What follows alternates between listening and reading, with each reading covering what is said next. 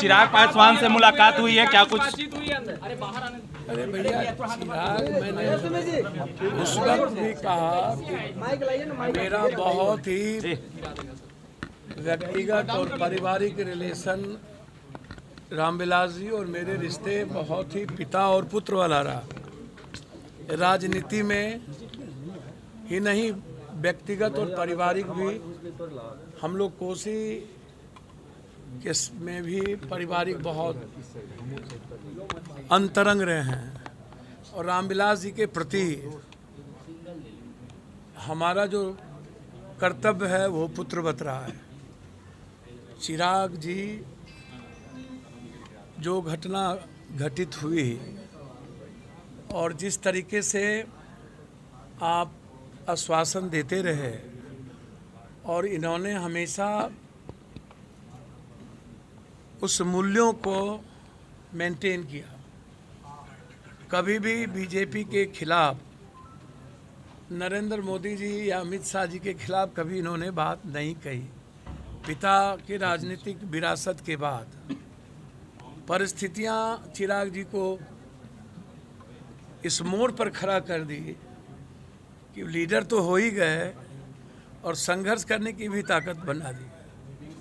अब मुझे लगता है कि बीजेपी ने बाबा साहब अम्बेडकर की तस्वीर और रामविलास जी की तस्वीर, जिस तरीके से आप पद्मश्री देते हो रामविलास जी को, और उसके बाद ऐसी कौन सी चीज़ें आ गई। आप तो आरएसएस से लेके सबको फ्री में घर दिए हुए हो, और कौन सा ऐसी आफत आ गई कि उस घर से वहाँ जगजीवन बाबू की स्मृति है, कई लोगों की स्मृति है।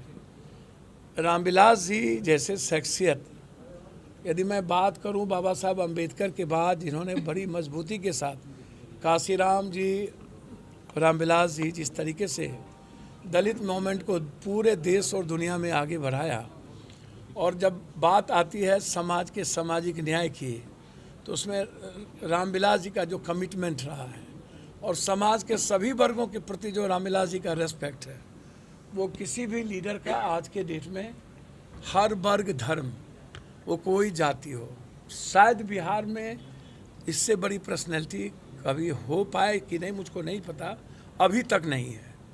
और यह घटना बिल्कुल मैं कल्पना भी नहीं कर सका कि इतनी बड़ी घटना हो सकती है और बीजेपी इस तरीके से दुष्टई करे, धुरतई करे, यूज करके अपमानित करे।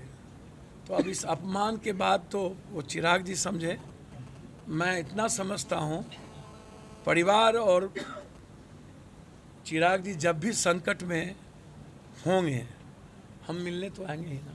क्या बीजेपी दलितों का अपमान करती है सर? बीजेपी दलितों के साथ है कब? मायावती को डराया कब है? बाबा साहब अम्बेडकर के संविधान को मानते हैं वो, पेरियार को मानते हैं वो, सावित्रीबाई फुले को मानते हैं। किसको मानती है बीजेपी? किसका रेस्पेक्ट करती है? उनके लिए सिवाय गोडसे और सिवाय हेडगेवार उनकी कौन सा आदर्श है? बीजेपी का हमेशा इस्तेमाल करती है।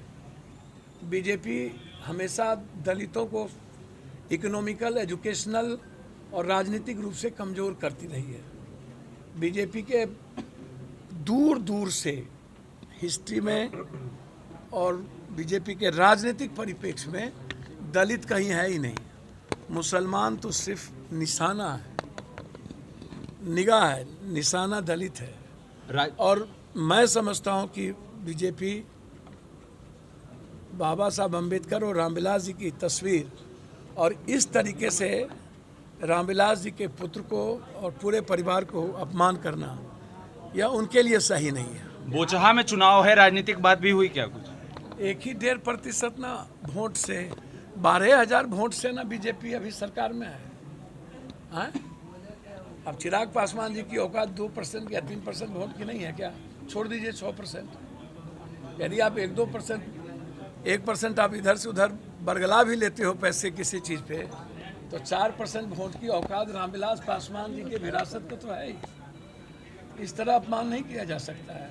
और 4% में कहाँ औकात पे आ जाओगे, इसको क्यों नहीं देखते हो? बिहार की राजनीतिक परिस्थितियों पर बातचीत हुई है पप्पू यादव जी? भैया नया गठबंधन अगर आपको हमारा वीडियो पसंद आया हो तो इसे लाइक करें, सब्सक्राइब करें और साथ ही बेल आइकन दबाना ना भूलें।